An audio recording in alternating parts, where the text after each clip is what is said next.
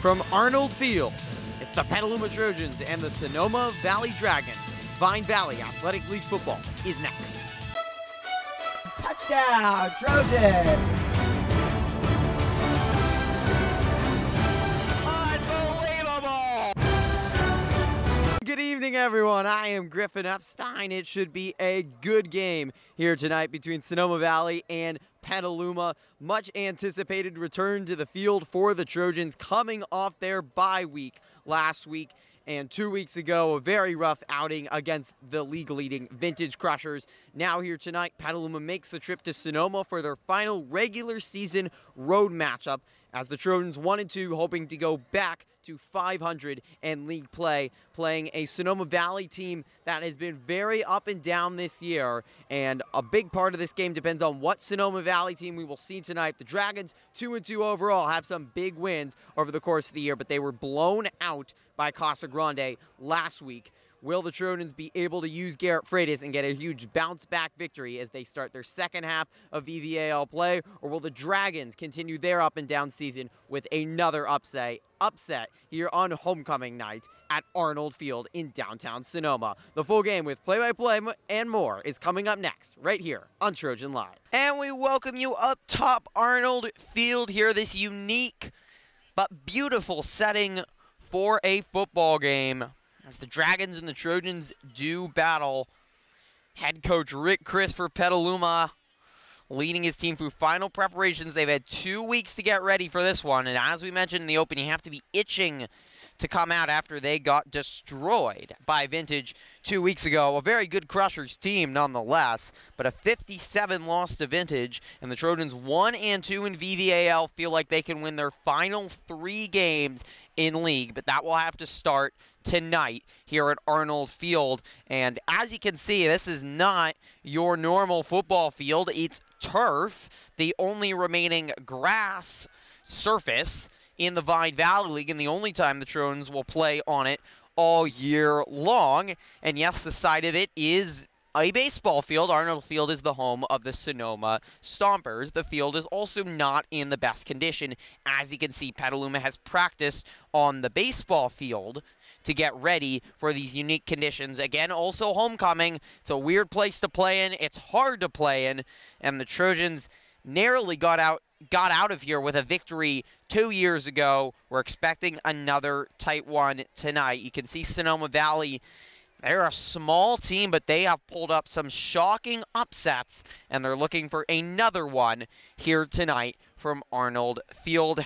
Longtime head coach Bob Midgley for the Dragons has led them to 2-2 in the Vine Valley. Many would have predicted them not to win a game in all Vine Valley League, but they've beaten Justin Siena here 6-0, and they also knocked off Napa in a shocker, though the Grizzlies have turned out to be not as good as anyone expected, but a 28-16 victory against Napa. But they are coming off probably one of their worst performances of the year at Casa Grande last week, 40-7.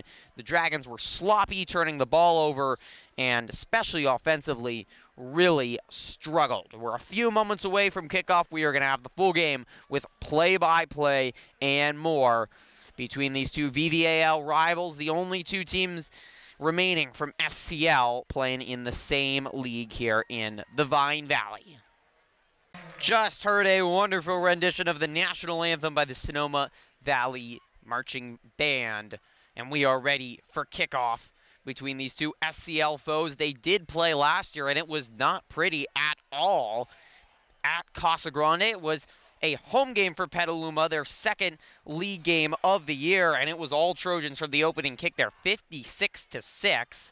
Petaluma was coming off a very disappointing blowout loss to Annalee. Again, coming out of blowout, but this time with a bye. Sometimes a bye really motivates a team, helps. Petaluma, with all their injuries, certainly has to be happy because of that. But sometimes you also can come out rusty and a little bit slow in your tracks out of the kickoff. Trojans have elected to defer into the second half, so we'll see the Sonoma Valley offense first. But the key might be on the other side of the football, where Sonoma Valley defense has played some fantastic football. If you're following Petaluma football closely, you of course saw the thrilling shootout victory the Trojans won against Justin Siena, 31-28. Their last road game back on September 21st. And that one was, Trojan defense had a hard time stopping the Justin Siena offense. Sonoma Valley shut out Justin Siena. The week after that, a 6-0 victory. That is one of their more impressive victories to date, along with the Napa victory. Daxton Hagia to boot it away to the Sonoma Valley offense to get underway. Hagia averaging 36 yards on his kickoffs, including a 50-yarder. He's elected to go to the squib sometimes, and he'll go long as we're underway. Derek Pomey will make the tackle, but a nice return for the Dragons to start. They'll get good field position out on the 38. Matt Norbaum on the return. And for Sonoma Valley, we will see Trent Garrett out the controls, number 16 for the Dragons. Not a good week for him last week.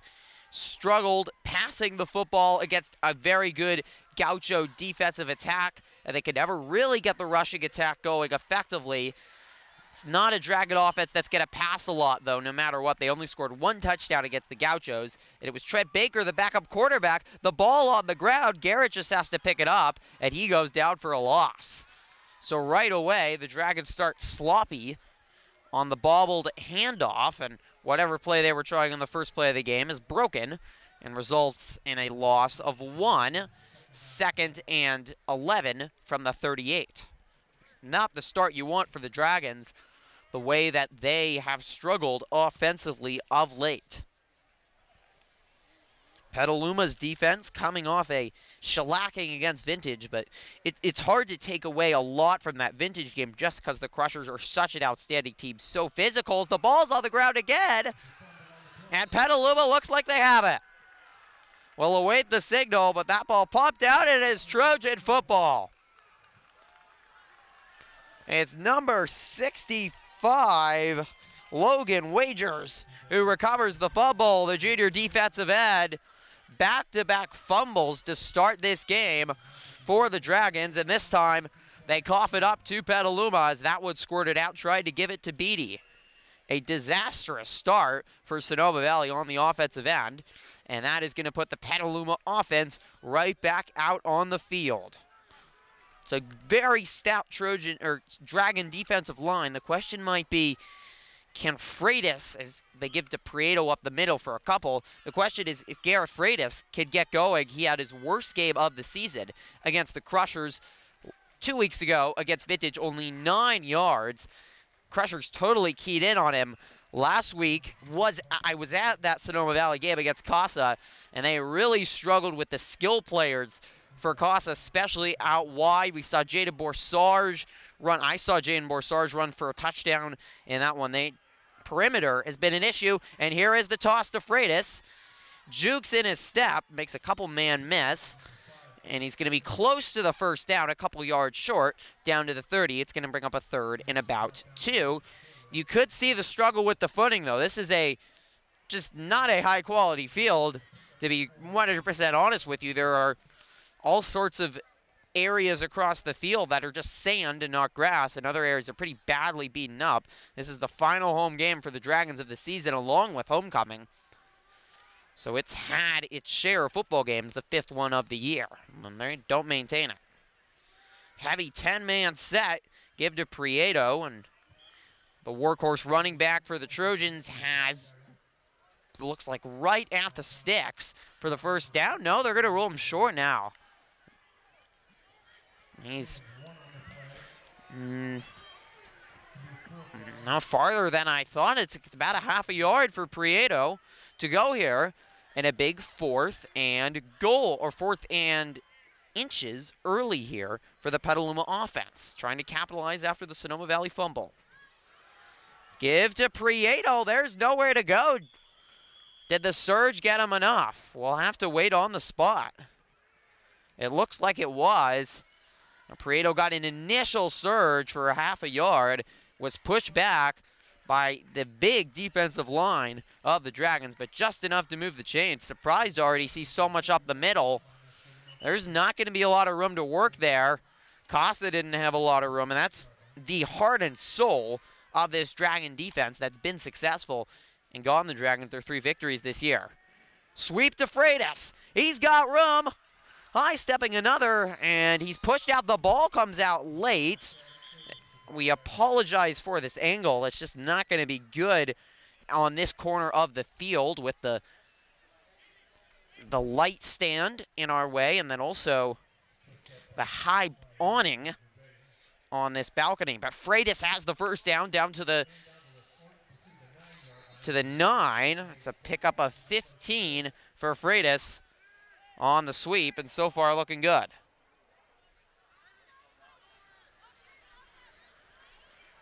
There might be a timeout as the Trojans are jogging off.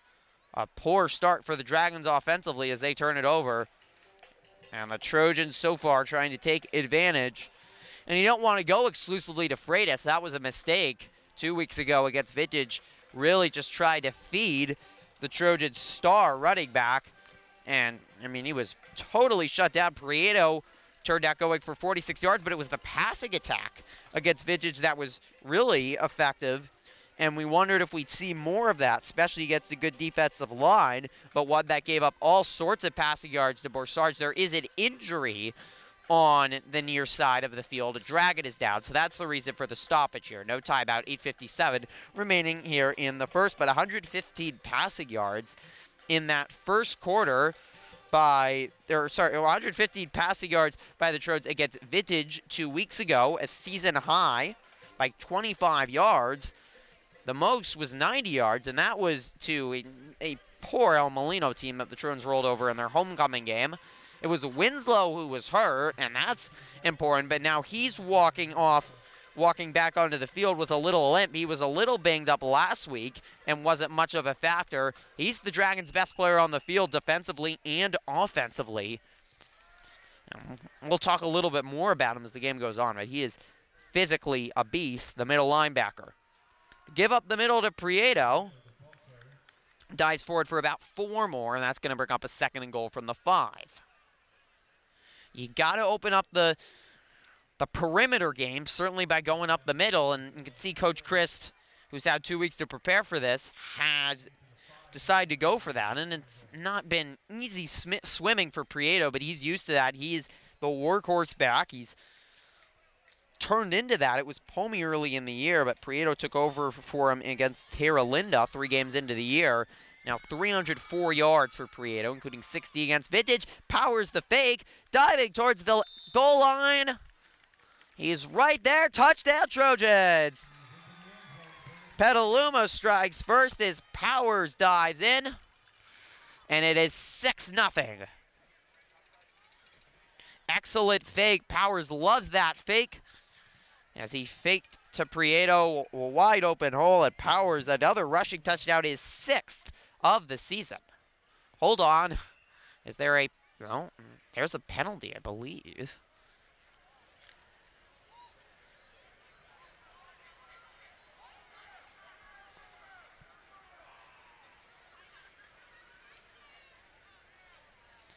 Give to Freitas.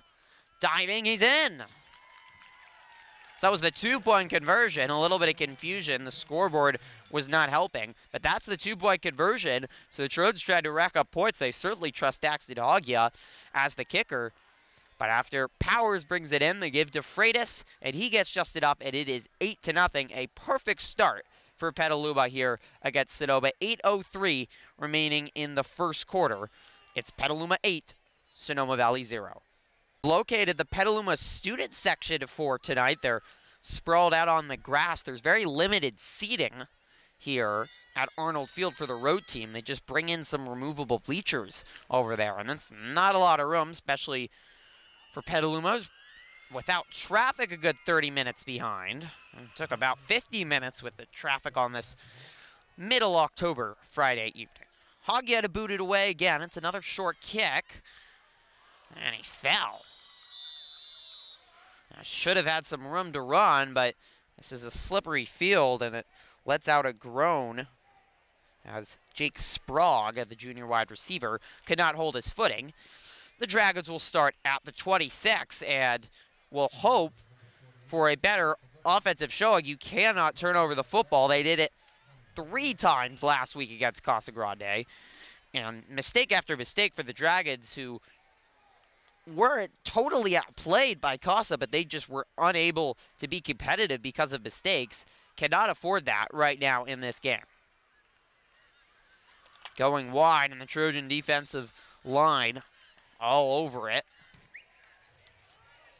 Andrew Beatty had 60 yards against Casa Grande last week, and the Dragons lost with the 2-yard pickup, brings up 2nd and 8 from the 29.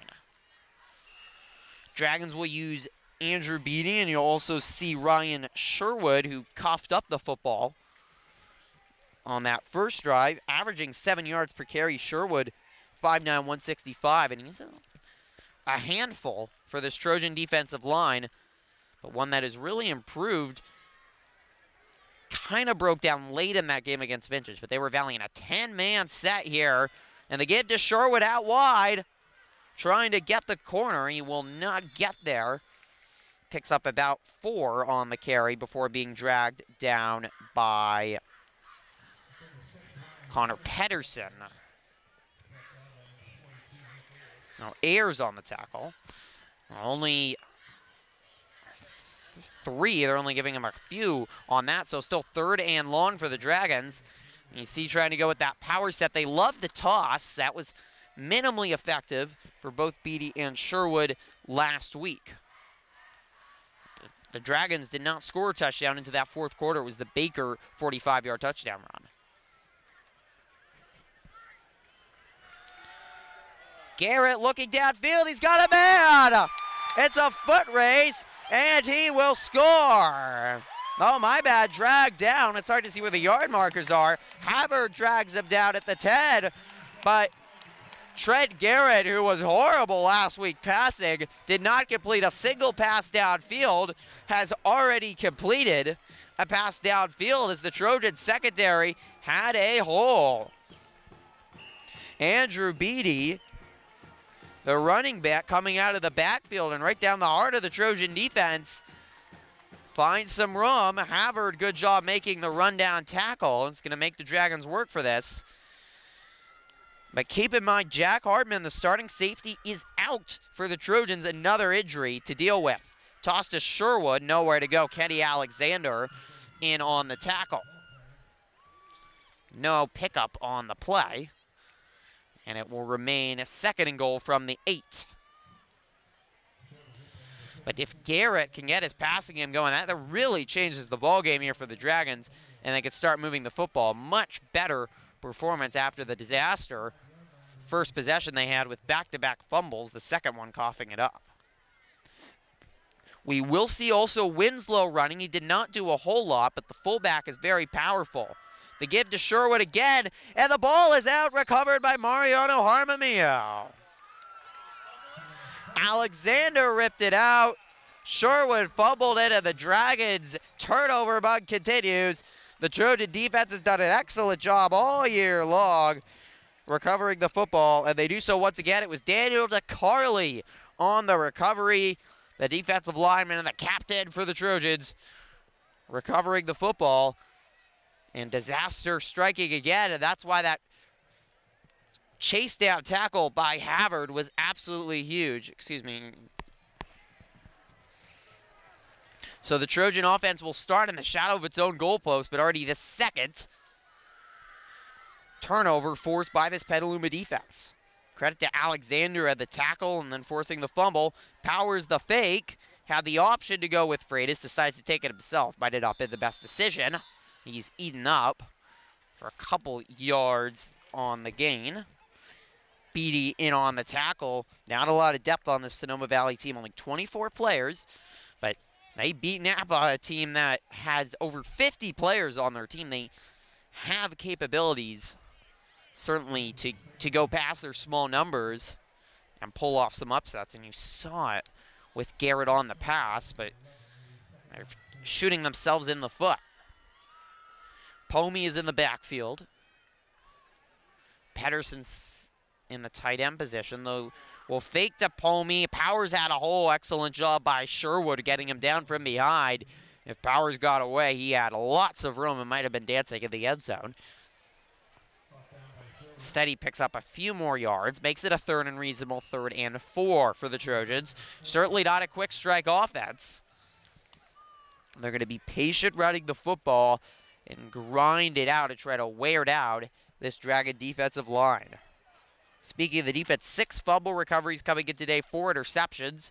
So now 12 turnovers forced on the season here in their 7th game. Oh, bizarre looking play, but the give to Freitas, and now he has room, and it's a foot race for the Trojans star running back. He's dragged down at the 38. Powers and Freitas just ran into each other. Powers comes up limping a little bit. It was certainly not how you draw it up, but sometimes you just put the ball in the hand of your best player and things work out, and that's what happened there. And Freitas goes for 25 on that bizarre carry, but effective. The Trojans convert on the 3rd down. Powers still has not attempted a pass, but certainly if they could run over this Dragon defense, you're not going to. You might need it later in the season against Napa next week, and certainly against Casa Grande, who's looking a lot better. The Egg Bowl now just 2 weeks away from tomorrow. Got our first flag of the game with 3:14 remaining here in the first. Petaluma leading 8-0, and delay of game. Now I'll back the Trojans up 5 yards. So 1st and 15. Trojans averaging 238.9 rushing yards per game. They've been back to action so far. Prieto breaking a tackle. Now he's got room. As he heads out of your picture, he's pushed out of bounds right at the 50. An excellent physical run by the senior running back, Colton Prieto, who's already had a lot of work cut out for him tonight. And they move into Dragon territory at the 49. A 16-yard run. And the Trojans are making this Dragon defensive line look very much human early in this one. Georgia 96 yards per game overall for the Petaluma offense. Only 58 receiving yards through the air on average, and they have not even attempted a pass yet. 10-man set again, and it's the give to Butts on the sweep. Excellent tackle out on the perimeter, and he's brought down for a 1-yard loss. Beatty in on the tackle again. Outstanding defensive player, and there's going to be holding, so that backs up Petaluma 10 more yards. So the Trojans will move back to the 39, and it's going to be 1st and 20. A couple penalties here early on the Trojans. Not something you can be happy, but that could be certainly a factor of having the bye and a little bit of rustiness. 408 penalty yards on 53 penalties coming into the day for the Trojans, but they've been mostly clean. They got very sloppy late in that El Bolito game, which was a blowout, so that enhances those numbers a lot. Dragon band playing Born to be Wild, but the Dragons right now need to bring their wild side and step up here. As Trojans comfortable early, but still only leading 8-0. Here's the first pass. It's a screen to Freitas. Look out! He's got a parade of blockers down the sideline, dipping and darting it into the infield dirt of Arnold Field all the way down to the 29. The players get in their white jerseys dirty, but an excellent play, and that's watching some film from last week. Casa worked a very similar play for a touchdown and some other big gains. That screen pass to the left, the Dragons bring the pressure, and Powers, staying poised in the face of charging blitzers, drops it off to Freitas, and he takes off and goes for 50 all the way to the 28. Freitas again, diving forward, and that should be just about enough for the first down. Excellent start for this Trojan offense. They have looked very comfortable out there.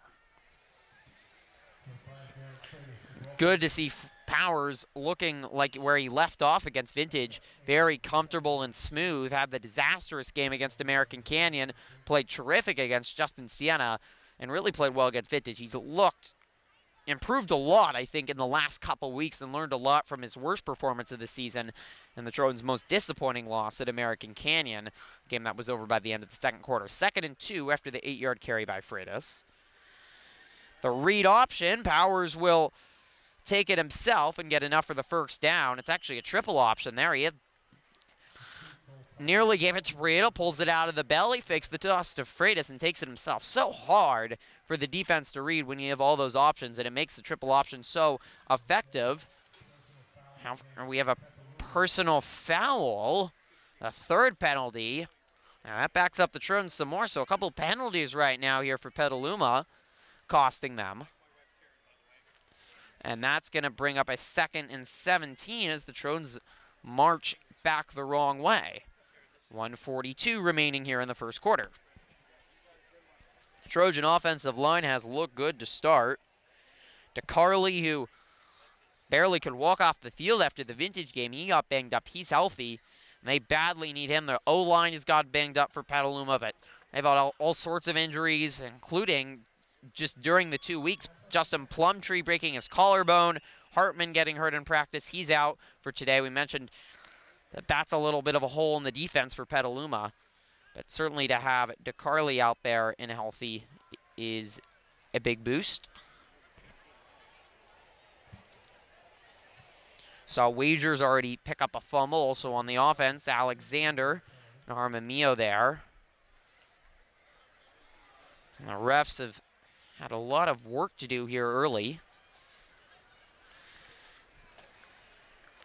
I don't think they even have the chains set right.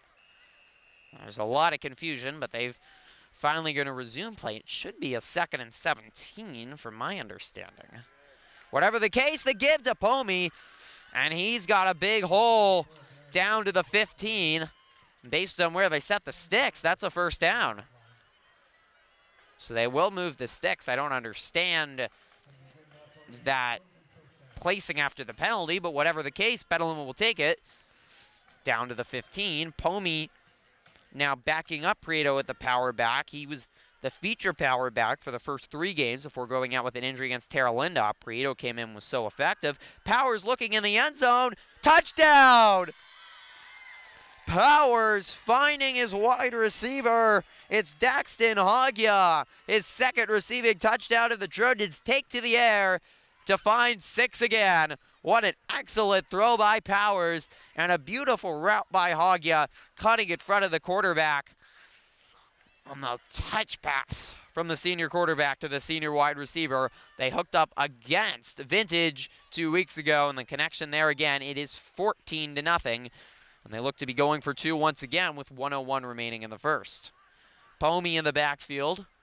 It's another 10-man set.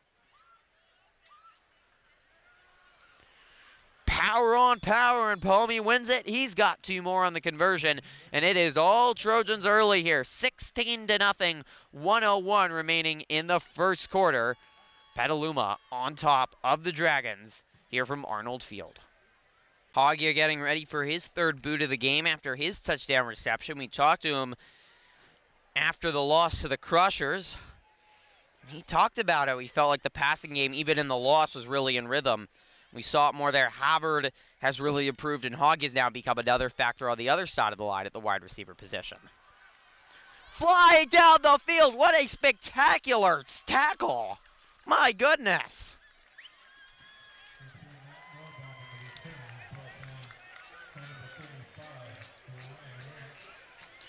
Ramos in on the tackle. Ryan Ramos, who does not get much playing time except on special teams, flying down the field. And he wrestled Matt Norbaum to the ground, who was hoping to have some room. And that is, so far, Hagya's kickoffs much more effective, especially with excellent special teams by Petaluma. Besides the penalties, looking very disciplined. So Garrett back to work. They haven't had to put the football away. They fumbled the ball 3 times and lost it twice. Up the middle, and there's some room. Tyler Winslow, the talented fullback, for 6 yards, and it brings up a 2nd and 6 as we run under a minute here in the first quarter. Dusk has fully fallen here at Arnold Field as we're under the lights, just a few steps away from beautiful downtown Sonoma. Dragons should be able to run one more play before the end of the quarter. Mentioned Winslow, team captain senior, was a big factor even 2 years ago when he was a sophomore on this team. He benches 300 pounds, 6 feet 210, but he also runs a 4.82 40, so he's speedy and very physical. He's really talented. Bizarre looking fake bootleg and pushed out of bounds is Garrett. I don't know what the Dragons were trying there. He ran the bootleg, except Garrett turned around and stopped. He ran the bootleg a bunch of times last week against Casa. It's certainly a popular play in Bob Midgley's playbook. But some more just sloppiness by the Dragons. It's really been surprising as it's 3rd and 2 how sloppy the Dragons have been considering some of the quality wins they've had, but they also had some bad losses early in the year, including a 14-7 loss to El Molino, which the Trojans demolished on the homecoming night. Open wide receiver, but excellent tackling again by the Trojan defense. Nick Ayers in on the tackle, and that will bring up a 3rd down. And good signs for the Dragons to get some completed passes, but Garrett to Rubio. Quickly wrestled down. Ayers and Pomey at the linebacker position have played fantastic football. The defense has been good for Petaluma, forcing 2 turnovers, and the offense has been in top form. They are looking good after their bye week, and the cheerleaders are happy as well. 16-0 as we reach the end of the first quarter. Petaluma on top of Sonoma Valley.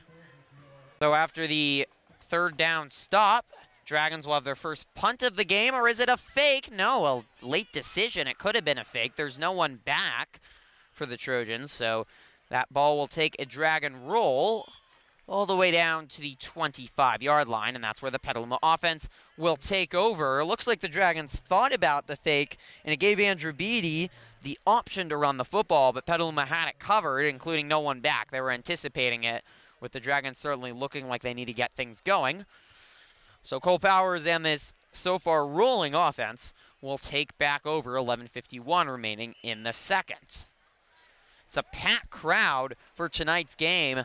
Standing room only for both homecoming and senior night, all tied up in one, but so far not a lot to cheer about for the Sonoma Valley crowd on a beautiful Friday night. Toss to Freitas. Sonoma Valley's done a pretty good job. Obviously the big play on the screen, but it's not been running wild so far for Freitas, who can certainly break one. He goes for 4 yards on the toss. 2nd and 6, and down to the 35. Dragons 3 and 5 overall. Mentioned their league games. They started very slowly to their year. 21-0 loss to Cloverdale, then lost on the road at El Molino 14-7 as the Lions got a last-minute touchdown. The old SCL foes went at it. Got revenge for a loss last year at the Lions. Lost ball is on the ground, and the Dragons have recovered it. Looked like a little miscommunication there between Freitas and Powers. The ball was pretty clearly out, and then the lineman never realized it. And a Dragon out of nowhere, I think it might have been Winslow, jumped on it. And a much-needed break for the Dragons, and the Trojans turn it over. So maybe that will help it. Things really turned around for the Dragons. They lost 6-0 to Kennedy, and it was also a rough schedule. They had their first 3 games on the road, but their first game at home against El Camino was a 24-8 victory against the team they lost to badly last year, El Camino out of South San Francisco. And now Sherwood on the run, and he takes it down to the 30. For a 5-yard carry and a little bit of momentum. The Dragons put one right in here, and suddenly we're at a one-possession game as much as it's been in pure dominance by Petaluma early. You have to keep your foot on the gas pedal and really make it a significant lead to put this game away before halftime, and it is nowhere near that at the moment. Winslow is the fullback. Garrett under center, and one receiver split out wide. They'll give to the talented Winslow, but the Trojans were ready. Armamio in there. See Pomey in there. We mentioned as we were ending the first quarter the play of Pomey and Ayers on the Trojan defense. Boy, have they been good. Ayers leading the team in tackle, or second in the team in tackles, only behind Connor Pedersen with 25 tackles, including 7 in the Trojans' loss to American Canyon. Ayers also with 2 sacks. He was a second-team All-SCL last year in 2017 at middle linebacker, same as Pomey, and he very well might be a first-team VVAL this year. Pomey has shifted to outside linebacker, but he's been just as good. Sherwood breaking tackles. And it is Pomey who will eventually wrestle him down, but it's enough for a first down on the 3rd and 4 to move the sticks as the Dragons move deeper into Trojan territory and down to the 25.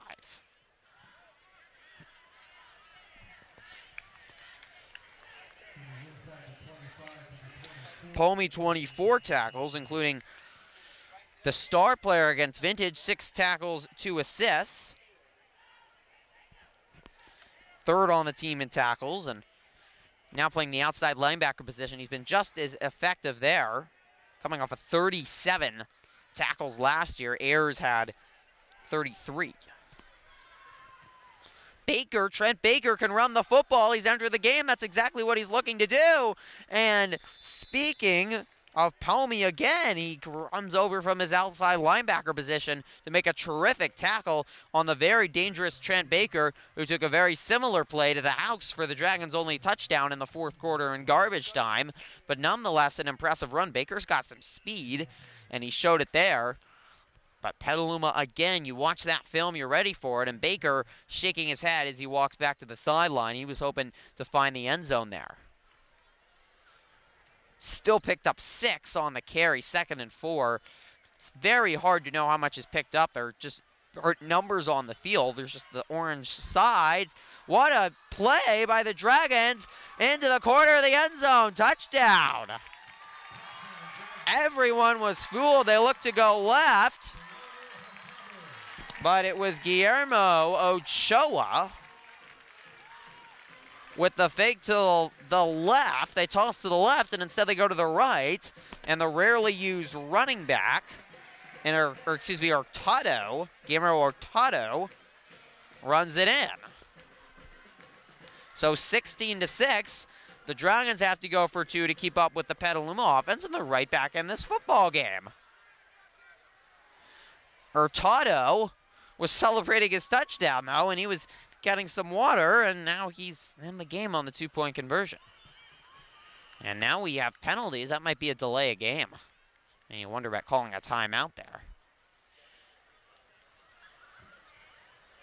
Yep, delay of game. I mean, they don't have to go for 2, but if you want to keep up with Petaluma and keep this a 1-possession game, it would make sense to go for 2, so that will back them up 5 yards. And now instead of being at the 2-yard line, they're at the 7. That changes everything. Costly penalty. Hurtado celebrating his touchdown on a beautiful play design that fooled everyone on the Trojan defense as they capitalize on the fumble, but could cost them a pivotal 2 points.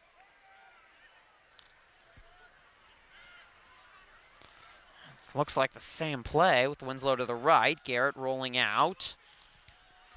Still rolling, looking to take it himself. Ball on the ground, and it rolls out of bounds. And the try is no good. Good job by the Trojan defense. No options there for Garrett as they take it into that tricky corner, the worst for filming on the field. It's 16-6. 8:11 remaining in the 2nd quarter, but the Dragons have made this a football game. Mentioned the ugly defeat for the Dragons traveling to Dragons traveling to Petaluma last year, 56-6. But it is a much more experienced Dragon team. Almost everyone returning. 14 seniors on this squad. They were 3-5 last year and 3-2 in SCL. Looked a lot better for stretches, and certainly shown why at points in this game. This is a short kick right at the 30. Oh, and a hard hit. The ball came out at the end. They said he was down anyways. But good special teams there, and that's kind of the point of the pooch kick, to prevent a run back, and they've certainly tried to kick it away from Garrett Freitas, who's taken 1 touchdown to the house. Wise play by the Dragons. Max Shattuck was the one who got leveled, the senior wide receiver. So 8:07, and the Petaluma offense takes back over. They have not punted the football. I've only seen 1 punt so far. But coming off the fumble, and there's been some signs of rustiness, as much as they've looked really good at times. Freitas stumbling out of the gate, but has a nice hole, a 6-yard pickup, and down to the 46.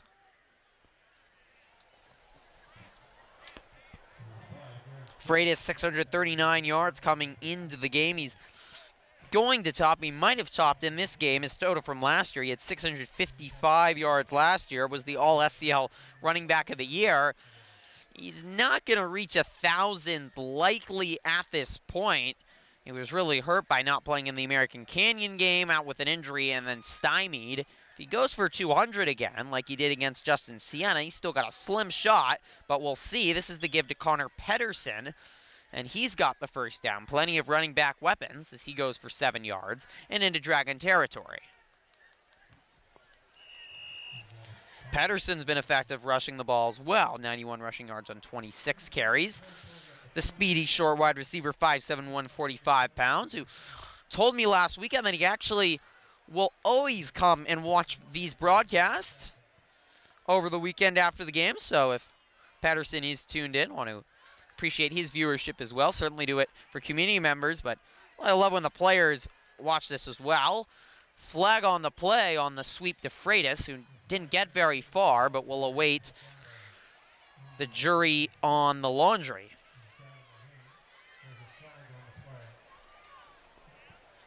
Going back to Freitas, 106.5 yards per game. It was holding, but with the good stop by the Dragons, you could question why Coach Bob Midgley might not want to take it, but he will.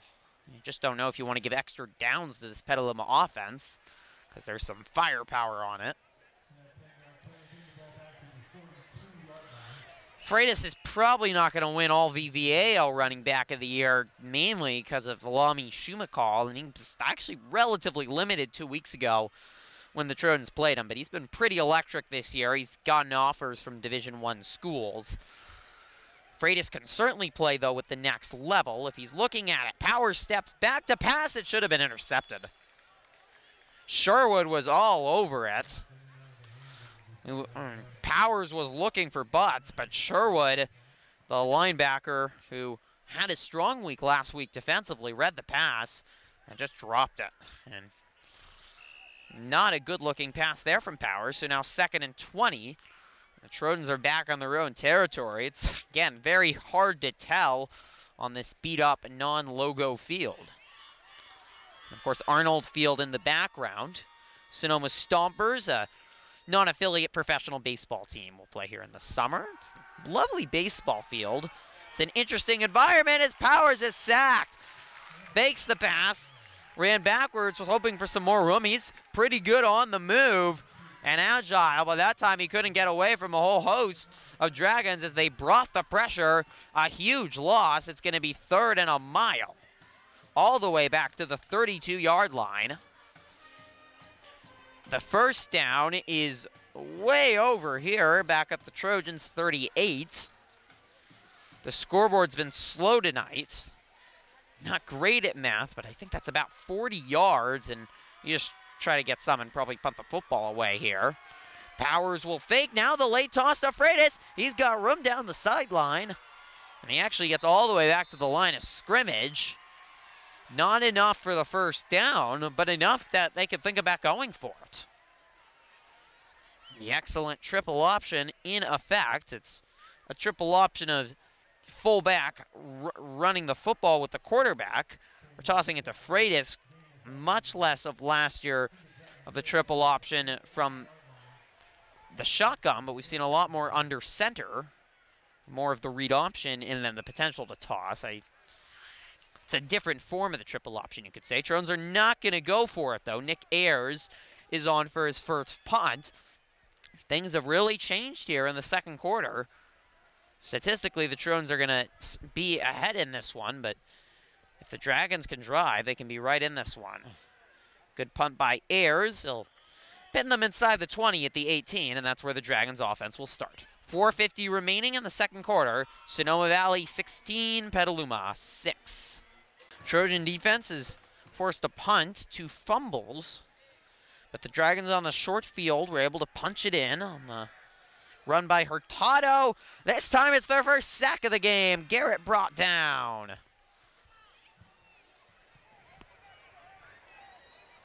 Nick Sambita on his first sack of the year, the senior, 6'3", 215 lineman. He's a big man. And Garrett trying to get away, cannot.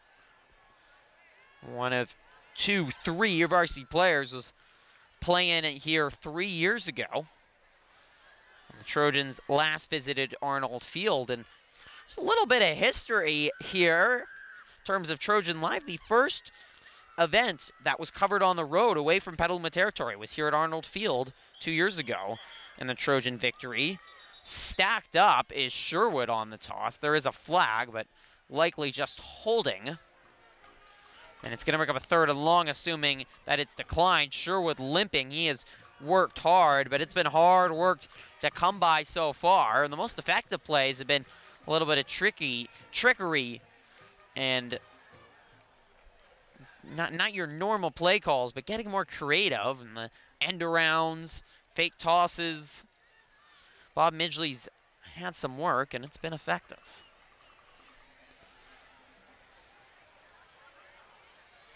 So it's a face mask. It's not holding. There's about 5 Trojans there, and I certainly did not need the face mask. Obviously, you never need the face mask, but that will be an automatic first down and a 5-yard penalty. It's actually 1st and 4, so tacking on the yardage from there, 5 spots from the foul. Hurtado in the backfield. Garrett nearly dropping the football, rolling out on the bootleg, lobbing it down the sideline. It is incomplete. Kandow just getting his fingertips on it, the cornerback, and Havard, the outstanding safety, in the area as well. But a good-looking pass by Garrett nonetheless. He's in a better rhythm tonight in the passing game. Gavin Kohler, the senior 6'1", 155-pound wide receiver, was the intended wide receiver. So 2nd and 4 from the 23s. A smart play on 1st and short there to take a shot. Kandow has played valiantly. He's been through some injuries. He was out all of last year on varsity with knee injuries, and this year has stepped it up at the memorable game against Montgomery. The season opener, 2 pass breakups. It's him and Raiden Cristobal at a coming out party in the secondary, and he's taken over the starting time position for Freitas, who was starting at cornerback. They're going to go behind the post there and pushed out of bounds, a minimal carry. It's going to break up about a 3rd and 2, 3:31. The runner again goes out of bounds. There's also a flag on the field. But with 3 timeouts and now 3rd down, you do look at time as a factor for the Trojans, who would like the football back and an opportunity to score.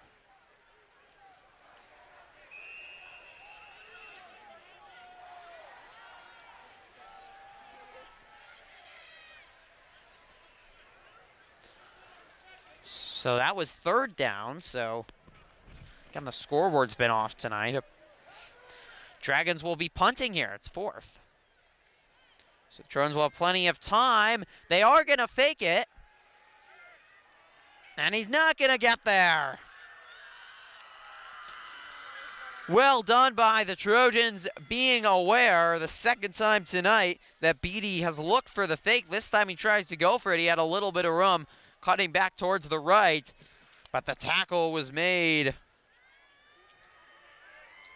Mariano Armamia in on the tackle. But there was plenty of resources available. Excellent job by the Trojans getting ready for the fake. Bob Midgley's brought out all the stops tonight. try to get Sonoma Valley some spark plays. It worked on that one touchdown, but so far not a lot else has worked, and now Petaluma a chance to extend the lead. Fake to Prieto, give to Freitas, and he goes for 5. 1st and 5 from the 15-yard line. Certainly has been a kind of odd game here. It's not been really, I feel like, comfortable for either team the way they've played. It's been a little bit of sloppy.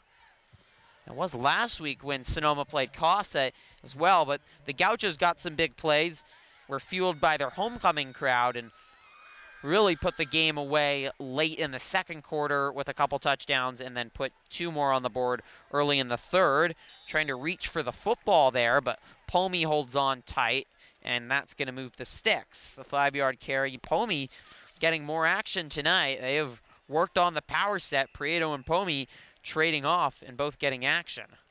It's going to bring up a 1st and 10 from the 11, so the first down right at the 1. Pomey 221 yards on 45 carries coming in, only averaging 31.6 yards per game, but he's going to top that. Powers the late toss to Freitas. Dipping and darting, reaching for the goal line. Touchdown, Trojans. Well done on the option. Powers the late toss. And Freitas just using that pure skill to get into the end zone. And it is 21 to 16, awaiting the extra point or going for 2 as the Trojans make the stop on the fake punt and capitalize. So it looks like going for 2 again, which they've done the first 2 times. Haga is playing. I don't believe there's any issues kicking-wise. I think they just are wanting to put up points tonight, and they feel very comfortable with their 2-point plays, and they've so far totally overpowered Sonoma, even at the defensive at the lines, which has been impressive. This time the ball comes out. Sonoma recovers. Miscommunication there as Pomey lost it, so the try will be no good. It will stay 22 to 6, but the Trojans punch it in on the Freitas 9-yard jaunt, and with 1:48 left here in this first half, the Trojans reassert their dominance on this one. Haga getting ready to go. Special teams has been excellent for Petaluma tonight. Another squibber. It's gotten a lot better. Squibs were struggling early in the year, running into his own men a couple times. Was the returner. Dragons will get pretty decent field position at the 41. So a chance here for the Dragons to stay within striking range. Petaluma will get the ball to start the second half as well. So this really feels like a must score. All 3 timeouts at the disposal of the Dragons. 60 yards to go here for Trent Garrett in the offense. Beatty and Sherwood have grinded and worked hard, but it's not been a huge rhythm for them. Garrett, the fake.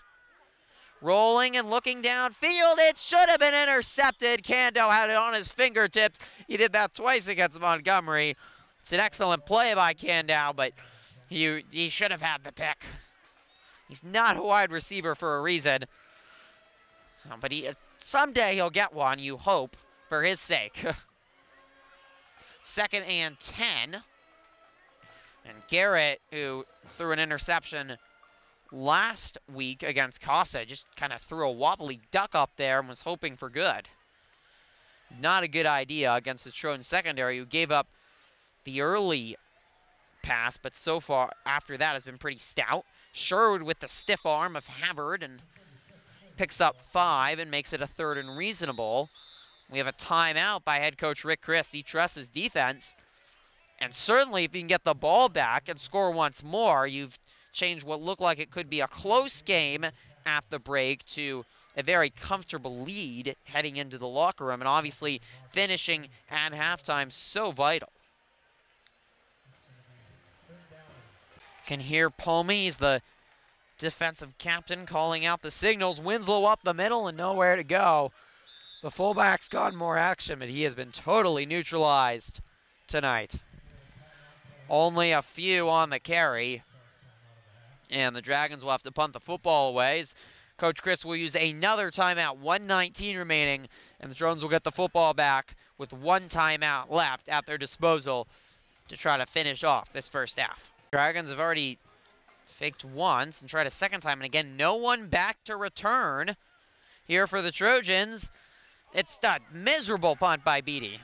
It just popped it up, totally mishit it. It's risky when you run like that. He has an almost Aussie-style punt. It allows for the fake.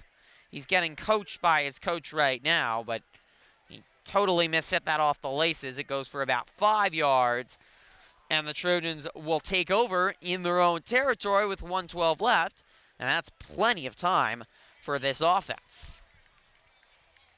Really assert themselves. The Dragons scored that touchdown off the fumble. They had put in the two-point conversion, and then we would have a one-possession game halfway through the first quarter. But the end of this quarter so far has been big. Powers takes it himself, picks up a lot, now getting yelled at to hurry. But an excellent QB sneak there by Powers. Defensive line of the Dragons not ready. They pick up 8. Clock running, now down to 1. Powers the fake, still has the opportunity to toss. He won't, and now he's got room. He's unable to get to the sideline, though, and that's a huge play. The clock will stop while they reset the chains, as in college, as they move it down to the 32. But they are going to need to be looking for more boundary plays, whether that's tosses to Freitas or throws to the sideline. Clock restarts at the whistle. Powers calling out the audible. Prieto in the backfield. That's a conservative play with clock running down. Give to Prieto. They could just run the clock down and go for the field goal. You can hear the yells in this relatively quiet environment to keep on running plays. Second down. Do you at least think you may take a shot at the end zone before a field goal, but again, they give to Prieto in this hurry-up offense. He's right at the marker, and they are whistling to stop the clock. It's a timeout. Interesting play calling at the end of this first half. Not being aggressive, taking shots to the end zone. Have the touchdown pass downfield. That was beautiful throw from Powers to Hogya, the second touchdown of the game. Since then, it's been rushes, the option, and the Dragons have been certainly on the back foot. This offense has worked very smoothly under the read option.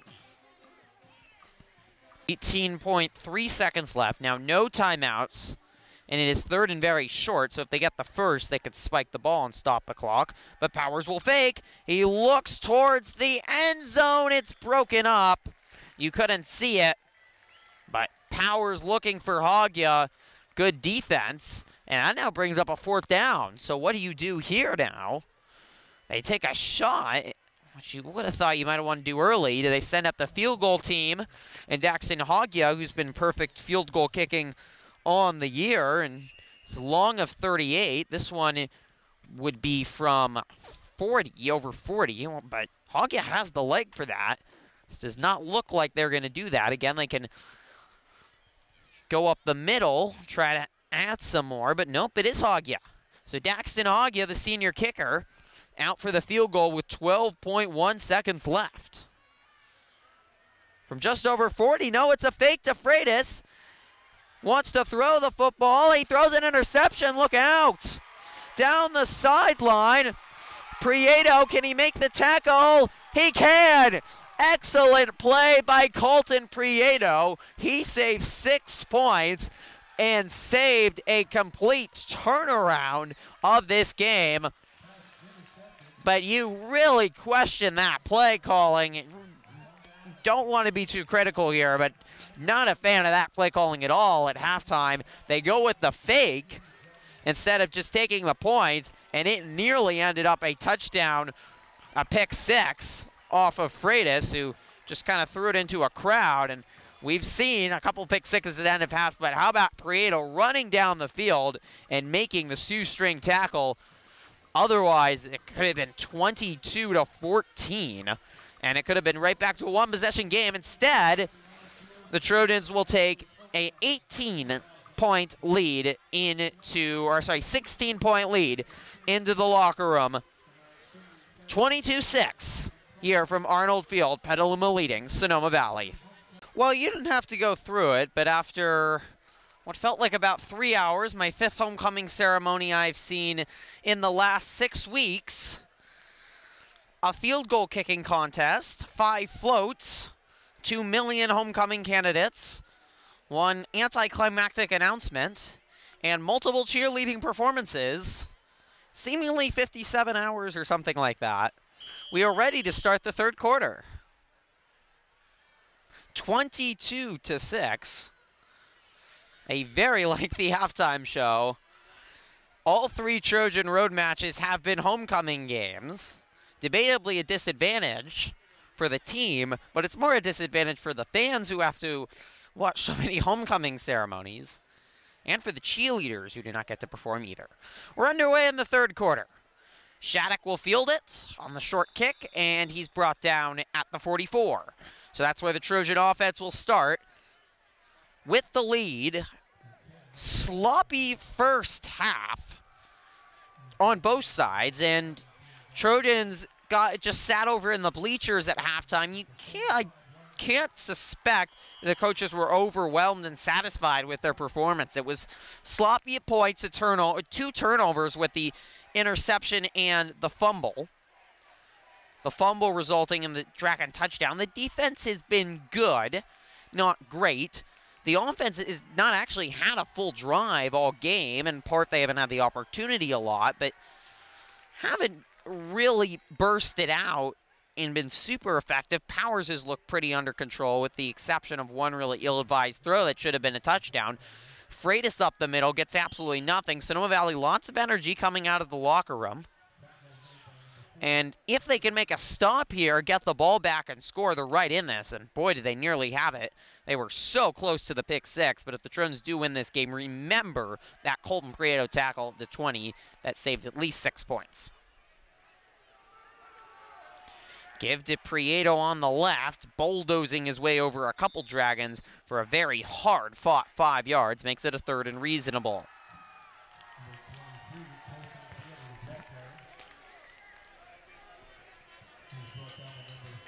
Prieto got about 50 yards. It's not, no one's going to have a lot. Freitas has had the big 50-yard pass play on the screen pass. That's really the only big play, though, for the Trojans, who don't normally strike it big, but they've done it a little bit more this year with Freitas, who, especially against Justin Sienna, when he went for over 200 yards, had a lot of big plays. Here is Freitas on the toss. He's got the first down.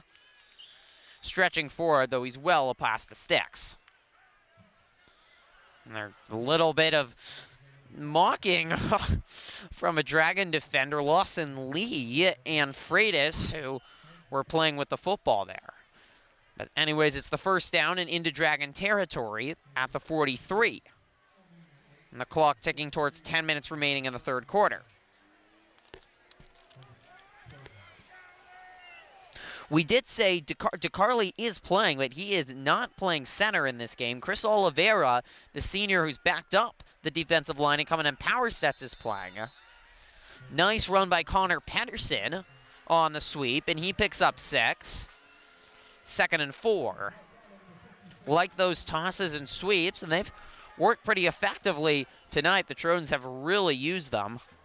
There's been little room to move up in the middle, really, especially as the game's gone on. The defensive line, actually, for the Dragons has gotten really stronger. You wouldn't expect that, but credit to the Dragons. Well, at least in that part of their game. Prieto the back. It's Freitas in motion. Powers under pressure. He's got Jacob Havard. Nice floating pass. The Dragons blitz a lot, and they bring the pressure again. But Powers has been pretty accurate tonight, as it's a 15-yard pass play to Havard down to the 29-yard line.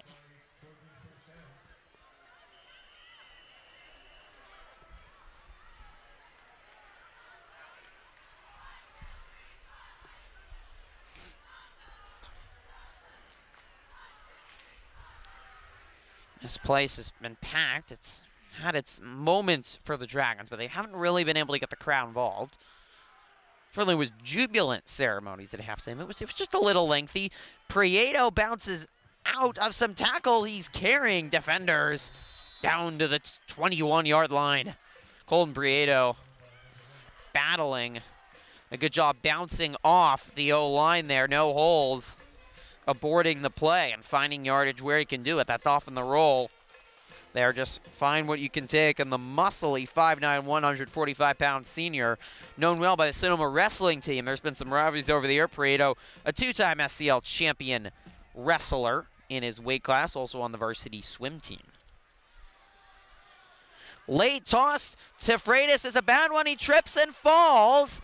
It's picked up by Beatty. Good job by Freitas just to make the tackle. If Beatty had cleanly picked that up, he might have picked it up and ran it in the end zone, but the sloppiness continues. The Trojans turn it over for the third time. And we've seen tosses all night. It's not like it's something uncomfortable for Petaluma to do, but just a poor toss by Powers in front of Freitas. And the sloppiness continues, and Sonoma Valley is just getting to hang around in this game, a little bit similar to what we saw against Justin Siena, but except you had to give the Braves credit in that victory for the Trojans for the way they played, especially offensively. Good tackle in the backfield by Pedersen, the leading tackler on the Trojans, and it's only a gain of about 1, 2nd and 9. Beatty in on the carry, who just recovered that fumble. He's been all over the place defensively, offensively. He's been the star player. Impressive tonight for the Dragons. Justin Siena was a 31-28 victory. Trojans statistically were the better team, but the Braves really hung around. They have a good quarterback and kept it interesting. Beatty up the middle for maybe a yard, but nothing more. Not been a lot of room to work there. As Wagers, who has a fumble recovery, and on the tackle, it's 3rd and 5. Garrett gets the play call from the sideline, and his head coach, Bob Mitchley. Now the senior quarterback into the huddle. 7:23, feels like a must score here for the Dragons. Could turn around this game. Trojans bring the blitz. Pomey was in on the backfield, but there's more Trojans there. Excellent job by the Trojan defense. Logan Wagers again. A fumble recovery, a couple tackles, a tackle for loss there. For the 6'3", 245-pound junior, started at DN. He was called up at NCS last year and played actually in the Akalani's game and recovered a fumble in that NCS loss for the Trojans. Had 11 tackles on JV last year. The junior is really improved. Bobbled punt.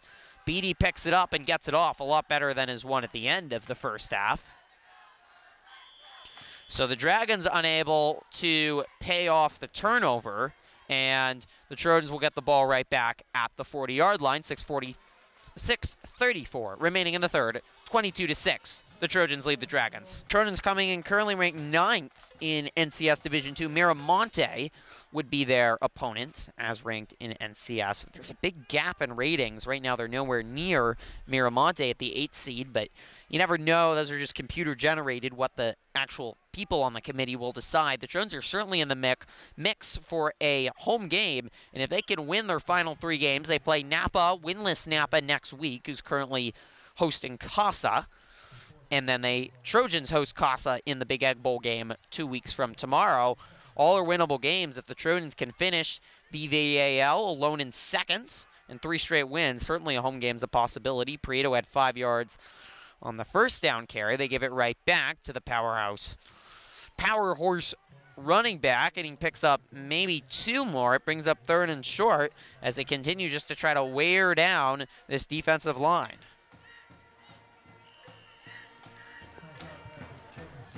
Pomey's gone some action as well, and that's certainly had to help the Trojan attack, that Pomey's been able to come in and give Prieto some breathing time. He's gotten a lot of action out there. Hard count by Powers. Fakes the handoff and instead gives it to Freitas. He's got a hole, and Freitas turns on his speed and jets into the end zone. Touchdown, Trojans. Huge touchdown by the Trojans star running back. His first big play of the game with his own legs. Finding a hole, and he turned on the speed and then some, out racing everyone in the secondary. And a huge touchdown for Freitas and this Trojan offense. It's 28-6.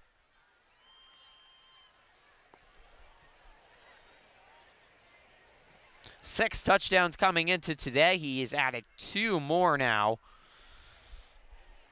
And the Trojans' star running back has had a bounce-back game, certainly tonight after a rough one against Vintage. He is just so hard to stop.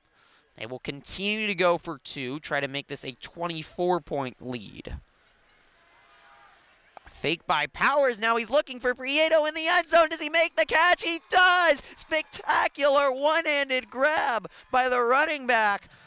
You wouldn't know the big guy for his hands, but he shows it there. What a game for Prieto tonight as well. Excellent drawn-up play by the Trojans. They've drawn up a couple plays that they've worked on the 2 weeks they've had time, and they have looked good. 32-6, and just like that, it's a 24-point lead with 5:10 remaining in the third here from Arnold Field in Sonoma. It's been a busy night for Daxton Hogya. The Trojan offense has managed 30 points. It's been unconventional in many ways, but that was a big play by Freitas. I've kind of been waiting all game for a play like that, and it was good to see. Another short kick by Hogya. Missed tackle. And out to the 40-yard line is the Dragon returner, and that's where the Dragon offense will start again. Only 6 points for them. Similar to their game last week against Casa Grande, they've had some opportunities. They haven't really been able to finish, shot themselves in the foot. But credit to this Trojan defense. They've played a complete game tonight as well. And really haven't played well, the Trojan defense, all the way back since August. August 31st against Terra Linda limited the Trojans in Marin County. Only 7 points. Ball on the ground on the poor toss. And Beatty just picks it up and has to fall down. That's a big loss on first down. Beatty's had a big day, but nothing you can do on that one. Poor toss from Garrett. And the footing on this destroyed turf, which was further destroyed by the 5 cars and then massive floats that were brought onto the field, creating large tire marks that you can see a little on the near side of the field here on the Dragon sideline. Have just further decimated this already turf field that is in grass field, excuse me, that's in horrible condition. 2nd and 18 from the 33. Winslow in the backfield. He's been neutralized and not had a big day defensively. Again, he's gone through some injury issues.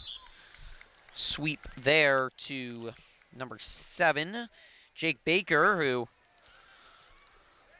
they brought in it as the quarterback once, trying to get some offense going, but it's been limited. Gianni Johnson has entered in at quarterback. He's gotten action as well with Freitas, pretty much just focusing on offense, especially after he had the ankle injury, and they're still worried about him, that ankle, and believe that if he turned it one more time, he could be out for the year, and it's just more dangerous defensively with the ankle pedaling backwards, and they don't want to risk it.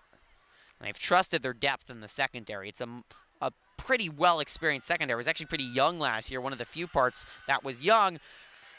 Garrett scrambling, and now he's got lots of open space. He slides down with Gianni Johnson racing in from the secondary. Nice play by Johnson, and Garrett actually only picks up about a yard after all of that, and that brings up he picks up 5, gets back to the original line of scrimmage, but it's still, that was 3rd, okay, my bad. 4th down, so nowhere near the sticks, and the Dragons are punting the football again. Beatty putting it away. Havard is back. It takes a bounce, and smart play by Havard. Letting that roll, the Dragons pick it up at the 20. 2:49 remaining in the third. Petaluma 30, Sonoma Valley 6. Feels like one more touchdown here, and the Trojans could really put away the Dragons. 30-point lead, and you get to the running clock, which could help this game go faster as well, but they need a little bit more as Prieto gets back to work with a couple-yard carry before being brought down.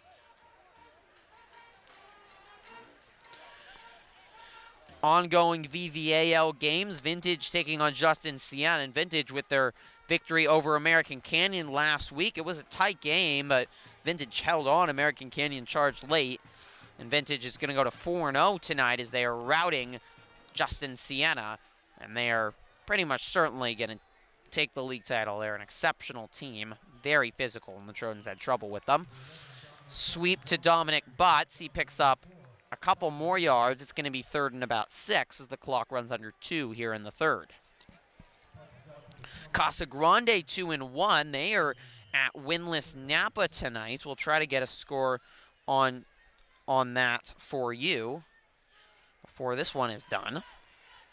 But the Gauchos a chance to go to 3-1 in VVAL.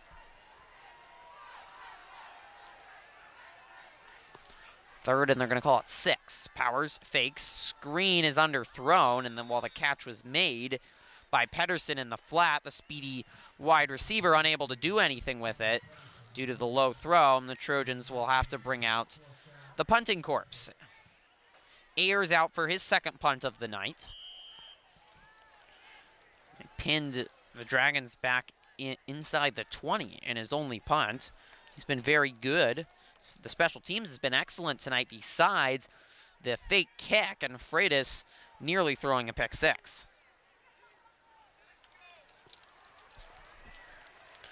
Ayers' 2nd year as a punter. He had all punts last year, and it was a fair catch. Beatty's wanting to run now, and he should have because he had room, but he called a fair catch.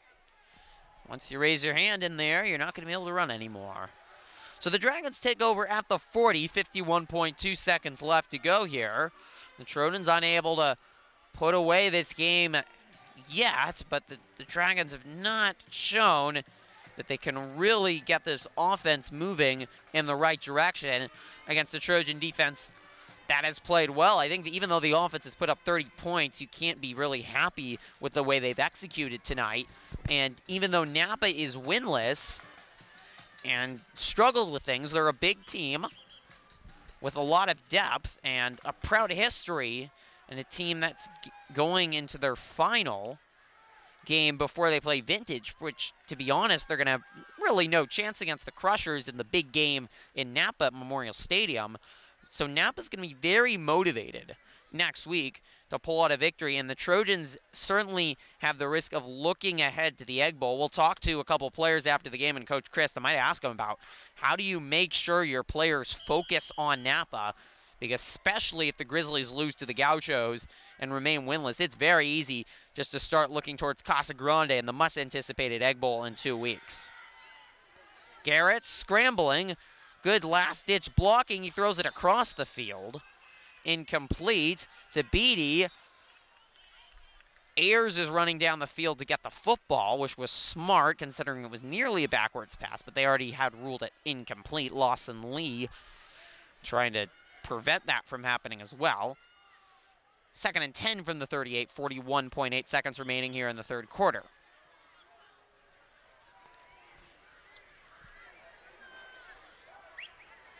The Trojans can hold on here tonight. They'll go to 2-2 in VVAL. It's that game against American Canyon that you wish you had back potentially. They could have finished alone in 2nd if things had really not gone wrong in those last 2 minutes of that 2nd quarter in the 1st game. What a play!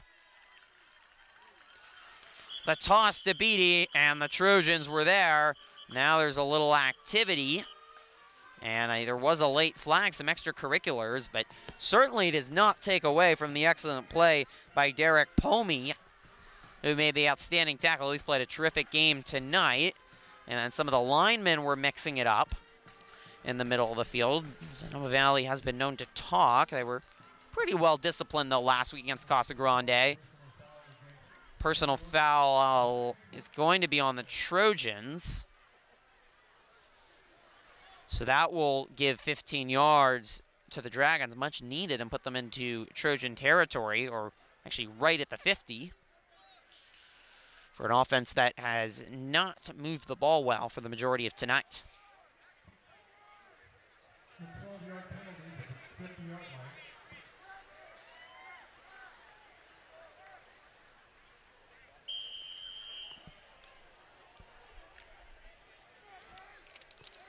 It's been a sloppy game, undisciplined at times tonight from both teams. And Trojans really good play calling from the bye. They've shown the strengths of the bye and the weaknesses of it, with also some rustiness. Garrett out wide, and this Trojan defense continues their exceptional play. Another terrific tackle out in the flat. When Dragons have gotten the ball, whether it's passes or runs, and they've gotten into the secondary, there's been nowhere to go tonight. The tackling has been superb. We have reached the end of the third quarter here. It's Petaluma 30, Sonoma Valley 6. Dragons hoping for something, maybe with Beatty. Picks up 5. DeCarly in the area, along with Shattuck. More seniors on this defense, and not the most experience coming in, but as the year goes on, you gain experience. 10 returning defensive players, but only 5 of them starters. A lot of juniors coming up from JV. Overall, the team with losing 22 seniors from last year's NCS team that went 8-2.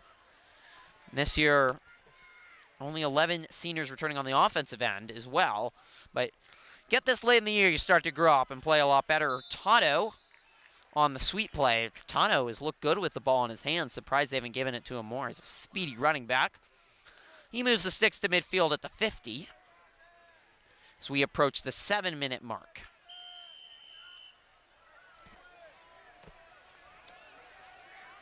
Trojans have dealt with injuries as well, and that's not helped. And so far, there hasn't been a single Trojan that's had to be helped off the field. That's a huge benefit with all the injuries they've been dealing with. They hope to have Hartman back next week, but we will see. This is a toss back to Hurtado. He's going to pass. He's got a man. He's overthrown him.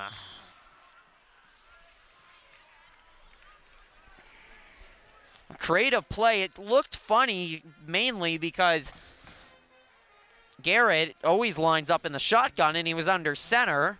I thought Winslow was almost in the wildcat for a minute, but instead Hurtado throws the football, and it was a good luck. They had Gavin Kohler, the wide receiver, who has been looked at a couple times, and he bean can down coverage, but the pass just a little bit too far. That would have woken up this crowd and kept the Dragons alive.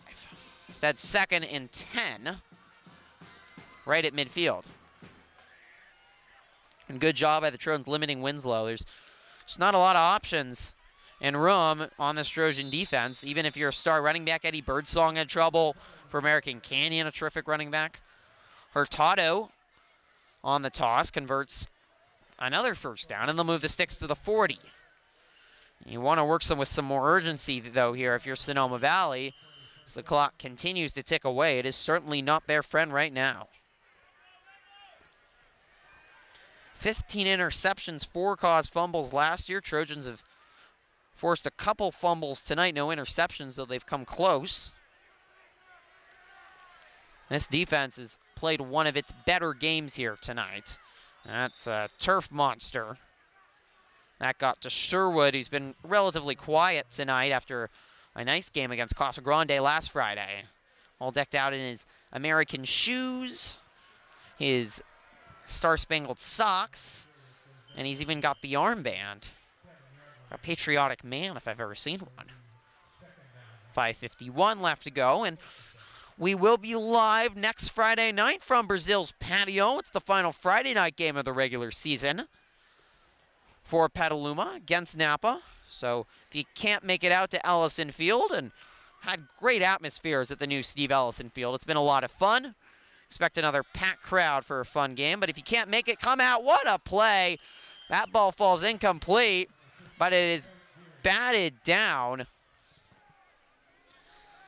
by the Trojan defensive linemen.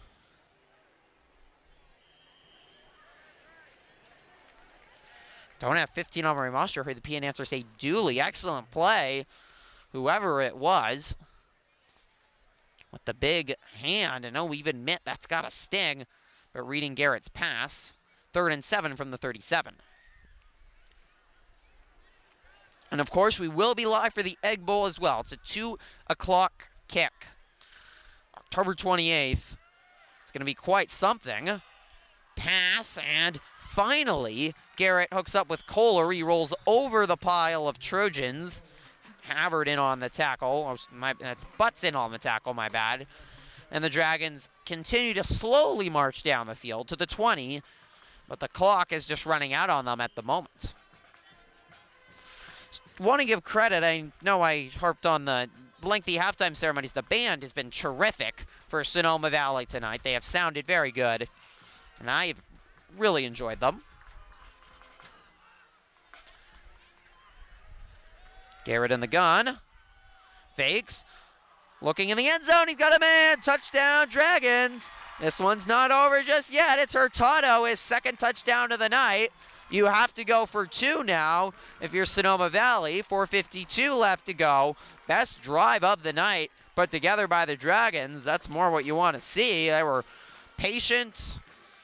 Helped a couple penalties by the Trojans, but work through things. It's 30-12. If they score here, it's a 16-point game and a 2-possession game. If they do not, though, it's a 3-possession game, and good luck coming back from that. Looking for the quick slant pass. It's incomplete. Broken up. Nice job, Dominic Butts, the senior quarterback, getting a hand on that, and that quickly punctured the air out of this place, which woke up for a brief minute, and it's an 18-point lead for the Trojans. 4:52 left to go. The Dragons do strike, but the Trojans in command now. Oh, the band playing another one bites the dust, and indeed it will for Sonoma Valley tonight. They fall to 3-6 overall, 2-3 in league. They've certainly surpassed expectations, though, in the VVAL this year. You have to give them a lot of credit. We're going to probably watch the onside. Trojans have crowded up towards the line, anticipating that after the touchdown. And the Dragons' final home game, but they do have one more game remaining on their regular season schedule, and then they're off on a bye. They are at Vintage next week. That's not going to be a lot of fun. If you're a Dragon fan making the trip to Napa, that could get ugly fast, but they had success at Memorial Stadium last time. That is horribly fielded, and did the Dragons recover the football? The ball was, I believe, went out of bounds, but it went through Pedersen's hands. It went through a couple more Trojan hands. They were unable to get to it. And a diving attempt by Sonoma Valley to try to get it and get the offense back on the field. It's been one of the issues that you've seen, but it did roll out of bounds. So illegal formation, and the Trojans are going to get the ball, and they can run out the clock here. 4:48 left to go in the 4th quarter, and the homecoming crowd will have to go home unhappy. If you're a Dragon fan, we'll see with Sonoma Valley in Division 4 if they are selected for NCS. Likely should be around a 14 seed right now, projected by Max Preps. So they still have more time in their season. I formation. And it's Tony Mokel in for the first time tonight. That's not a great awakening to starting your quarterback career, as Mokel is wrestled down at the 45. Mokel, the 3rd string quarterback, behind Jack Hartman. But Hartman out with an injury today. Hurt over the 2 weeks of practice that they've had. Hartman actually really showed some nice signs, played a lot of the second half against El Molino. 8 rushes, 49 yards, and a touchdown. 3 for 8 for 24 yards. He has an arm, but Mokel split quarterback duties with Justin Plumtree last year. Played pretty well. And he looks like a quarterback, too. Nice height. And he's also, as the handoff up the middle, is Pedersen for about 7 yards. Mokel, a NCS triple jumper. Actually, I've got covered him a little bit when we traveled up to Santa Rosa for the NCS Redwood Empire Finals.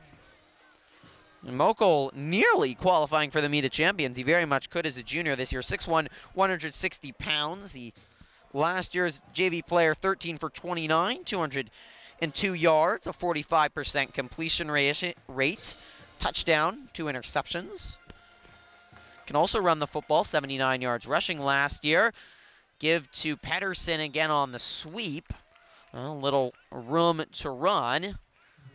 And you can hear Coach Christ echoing across the field, yelling out the punt team. It's been as poor as the offense was in the first half for the Trojans. They've really been worse in the second half. They have not gone much going at all, except one big play for Freitas, but credit to their defense. They have helped them out tonight and not made the Trojan fans who made the 30-minute trip have to sweat too much. 2:51 and counting, and we have more laundry. The Zebras have been out in full force tonight. I don't know how there can be a snap infraction when you don't snap the football. That explanation's for another time. So they move the ball back to the 50-yard line. The refs certainly have a tough job. Don't want to give them too much hurt. Sometimes they're affected by other people too. Fascinating story out of the Pac-12 where a replay call, they were reviewing a hit for targeting from the USC-Washington State game last month as Ayers boots this one away. Mokel is down there. Beatty decides to pick it up, and the Turf Monster has got him again, though. Nice play by number 70 for the Trojans, Matt Salyers, who might have just got in the shoelaces and helped trip him up. There's another flag. But that replay in the Washington State-USC game, they were going to call targeting on the Washington State player. However, the Pac-12 administrative official in the booth, who has no expert in replaying, decided to overturn the call. And then later in the game, a clear targeting penalty that should have been called was not called. So personal foul on the Trojans, and there's been too many of those tonight. If you're head coach Rick Chris, that's about 5 by my count. And the Dragons are going to get 15 more free yards. So we 2:30 left, but Pac-12 said they'd stop doing that.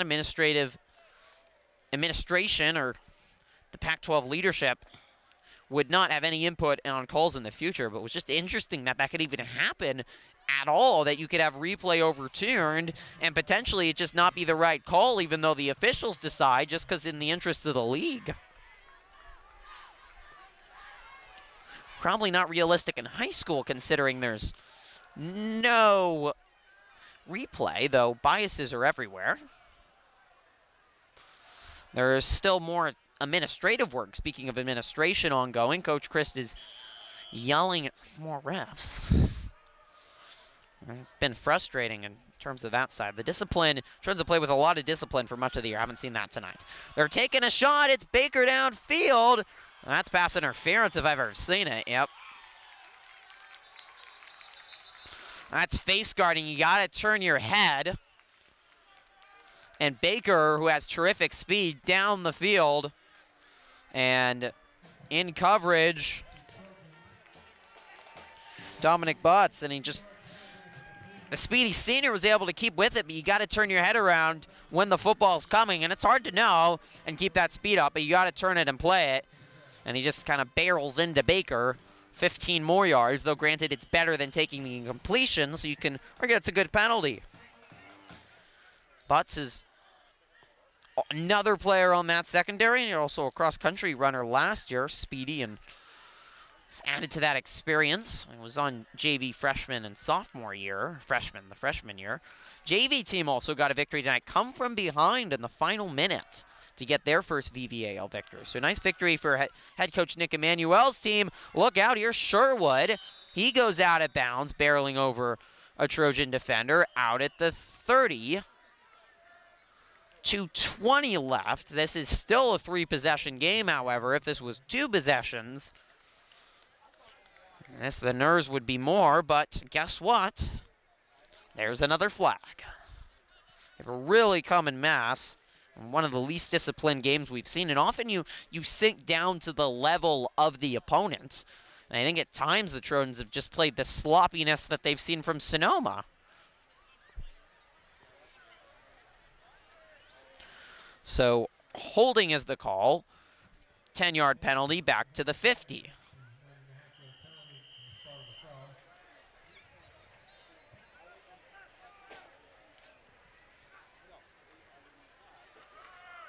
Give is to Sherwood again. A good pickup.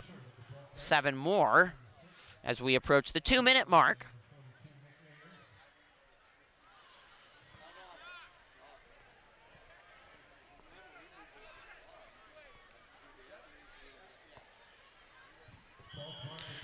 Mentioned a lot of excitement for the Egg Bowl, and part of that last night, what a second leg of the Egg Bowl for the varsity volleyball team. We live streamed the whole match, and certainly disappointment if you're a Petaluma fan, as the Trojans blew a 2-0 lead. The Gauchos come all the way back in the Trojan gym, but it was a thriller. It was a lot of fun to watch. You can check that match out. And our next live stream is also next Thursday, and it will be the Trojans against Sonoma Valley, senior night for the varsity volleyball team. Stream starts right about 6. Oh, the hurdle. Havard went low, and Beatty went right over him. Well, Beatty's got some skill. There's skill and experience on this Sonoma team. There's no doubt about it. You can see why they've had success. This is no El Molino, even though they did lose to the Lions earlier in the year. Under a minute to go, and the Dragons at this point in no rush. Hands on the hips, taking deep breaths, as the Trojans will get a victory. It's not pretty, but the Trojans have won a couple games this year that really have been ugly. I just think the disappointment is technically the Trojans were not strong for a lot of this game, but defensively they were better. You learn from this one and you move on to Napa next week, and you try to improve week by week. Get the victory against Casa in the Egg Bowl and look to the NCS if you're Petaluma. Incomplete, and the hard, a late hit by Butts in coverage. Brings up a 4th down. Trojans need one more stop, and they can take a knee and get on out of Arnold Field. It's a beautiful location. You question the field, but it's an excellent location as well. It's just a block or two from downtown Sonoma, and even though it's not on campus, it really is a lovely place. So mentioned the JV team got a victory. They get back to 500, 4-4, now 1-3 in VVAL. We'll see if they can finish their season strong. A very young team with no freshman football team this year. Garrett under center. It's Winslow in the backfield. The give to Sherwood. Stiff arm, and Ayers has played well tonight. We mentioned Pomey a lot, dragging him down. It's going to be 5 yards short of the 1st down. The Trojans will take over, and all they'll need is one knee. And they will have their 2nd VVAL victory in Petaluma history. I want to credit the golf team as well. Yesterday, they concluded an undefeated VVAL champions, the girls' golf team. And that girls' tennis team also won yesterday. They really improving, had a nice victory against American Canyon, their 2nd victory of the season. They got 1 week left. Cross-country team improving as well. The girls' team on Wednesday finishing 4th in the VVAL center meet. Boys' team improved by a spot to 6th. That's your fall sports roundup. Winter sports right around the corner. It starts to get colder, but it was a lovely evening here tonight. It wasn't the prettiest of football, but as Mokel gets ready to take a knee, the Trojans grind it out, and they get out of Arnold Field with a victory. The final score here, 30-12. Petaluma Trojans defeat the Sonoma Valley Dragons. Petaluma will go to 5-3 overall, 2-2 in VVAL, while the Dragons will drop to 3-6 and 2-3 in VVAL. Don't forget to tune in to our live stream, of course, next week, but we will have interviews before that, so stay right here. Those are next. All right, we are here with Nick Ayers after the Trojans got out a victory over Sonoma Valley. Defense played really well tonight. You had 6 tackles out there. How are you guys able to shut down the Dragons? Good week of practice all week. Practice on our rips, getting past blockers, staying low on our tackles, and we came out here, first time playing on grass for 2 years for me. A lot of the seniors too, so we had to practice on the softball or the baseball field this week, get used to the grass, and we came out. We did our responsibilities, and we got the dub. Linebacking corps especially looked really good tonight. When Sonoma Valley has some talented running backs, whenever they got past the defensive line, they never seemed to go any further than that, and they weren't able to look downfield either. How are you guys really able to build a wall there? We kind of just don't fall for the counter. They did a lot of fakes and stuff, so we had to stay home and when it came back to us, we just did our tackling and played good on defense. Probably one of our best defensive games this year. Definitely. You guys have Napa next week, but obviously the Casa game is in 2 weeks. How do you guys make sure that you focus on the game next week and don't look forward? Kind of like what we've done all year, 1 week at a time. Got to take practice seriously every week, prepare for Napa, just like how we did this week, and then just go out and execute. Thank you so much, Nick. We're here with Derek Pomey. Trojans' great defensive effort tonight. You guys limit the Dragons to 12 points. How are you guys able to pull out one of your best defensive efforts of the year? We had a good week of practice. We knew they're going to run the ball to 4, 36, and 21, so we shut them down. They hit us a little bit on the passing game, but otherwise we did pretty good at shutting them down. You've been terrific at the linebacking position all year long. How have you helped lead the team and watch them grow over the course of the year on the defensive end? I've been playing middle backer, has been my position since freshman year, so I know everything, so I can help everyone out with where they need to go if they don't know what to do, didn't see the call. So I just lead in that way of knowing what everyone needs to do. Was kind of a sloppy game tonight. You guys were able to pull it out. How do you clean up those loose ends as you go forward? Just keep staying focused in practice. Every week's a new week. We got to play every team like they're the best team we're going to play. So we should have another good week of practice and get the win next week. You guys have 2 more games left in your regular season, especially as a senior. How do you want to leave this team as you reach the end? Well, I want to leave them on a win streak. So hopefully we beat Napa next week and then Casa the following week. Thank you so much, Derek. Right here with the head coach of the Trojans, Rick Christ. You guys pull out a victory tonight. It wasn't pretty, but you get the W. How do you reflect on this one? Well, I'm just glad to get out of here. Probably the last time we're going to play on this field. It's a tough place to play. Always has been for years. For 30 years we've been coming over here, and every game is always a tough one. And we got everybody in. Everybody got to be a part of the win, and we didn't make it completely easy. I think we were in control the entire time, so we were able to kind of do different things and try some new things and stuff like that. But overall, it's just a good win, especially after the bye. Defense has been up and down this year. You guys had a really good performance on that end of the ball tonight. How are you guys able to be so effective, and how do you maintain that going forward? Well, I think we were much more physical up front against Sonoma this year, and it allowed our linebackers and safeties to really fly to the ball. We had a lot of Trojans around the ball all night, which was good. I think that when we're physical up front, we usually have a lot of success. Next week is really the classic trap game the week before the Egg Bowl against the Napa team that's probably coming in winless or with 1 win. How do you guys make sure that you stay focused on the Grizzlies? Oh, we're going to treat it like any other game. They're the best team on our schedule. We're going to prepare for them like it's a championship game. And, it's like any other week. And I know that Napa is very hungry, and they're going to come and play very hard at our place. And, we've got to play well to beat them.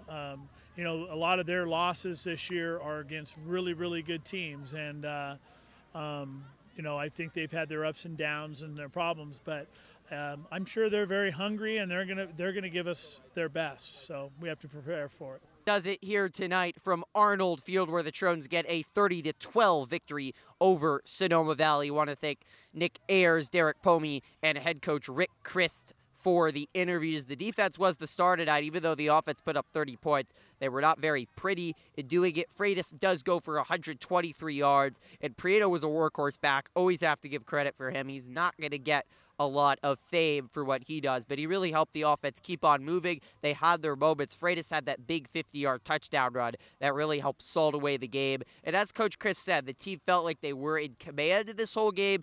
They made a lot of mistakes that they're going to need to clean up, but in the end, they get out of here with a victory against an improved Sonoma Valley team. And now when you look forward next week, you got to make sure to focus on a wounded Grizzlies team. Teams that are wounded can be dangerous, so they have to watch out for Napa. Can't look ahead towards the Egg Bowl. But in the end, the Trojans go to 2-2 in VVAL with the victory tonight. Want to thank everyone that has helped out with this production. Oh, Isaiah. Hey, Isaiah, how you doing? What's up, buddy? Hey, you came out to the game tonight. You got to support the Trojans even though you graduated. Graduated back in town. I mean, I had to come. Yeah. I had to come. This is my team. It's not my team, but I was a part of this team. How's college going? You're on the lacrosse scholarship now. Yeah, lacrosse is great. Glad to be back though. Get a week, lucky, but it was an awesome first quarter, I'd say, to the year. Started off, we got some big teams coming up, playing like Syracuse and Hopkins, but a lot of intense work, but it's fun. You were on the team last year. How do you assess the team's performance tonight? They played really well. I think there's some mistakes that everybody's done in their life before, so they can definitely improve on those. But honestly, they're gonna be a good team. They're gonna destroy Casa. Go Petaluma, baby, Egg Bowl. Sadly, can't make it to that, but I know I'm gonna hear it over the text message that they whooped them, goose egged. We'll be live on YouTube too if you want to check it out. I will be. 5 o'clock Eastern time. Of course, bro. Thanks, Isaiah. Okay, yeah. That was Isaiah Blomgren, who was a spectacular wide receiver for Petaluma football the last couple years, now at Mount St. Mary's in Maryland for lacrosse on a lacrosse scholarship, but a very athletic player. Well, now that's going to do it for tonight. I want to thank everyone that helped out with the broadcast here tonight. Once again, the final score is 30-12. I'm Griffin Epstein. Good night.